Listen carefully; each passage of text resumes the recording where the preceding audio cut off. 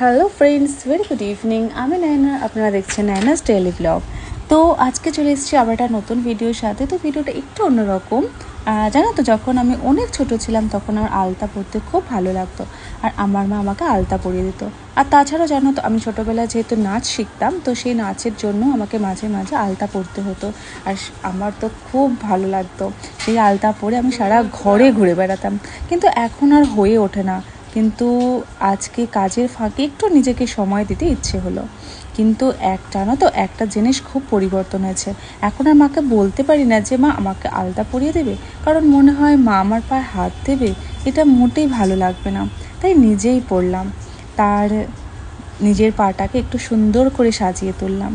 তো গাইস, কেমন হয়েছে প্লিজ তোমরা এটা আমাকে কমেন্টে জানিও।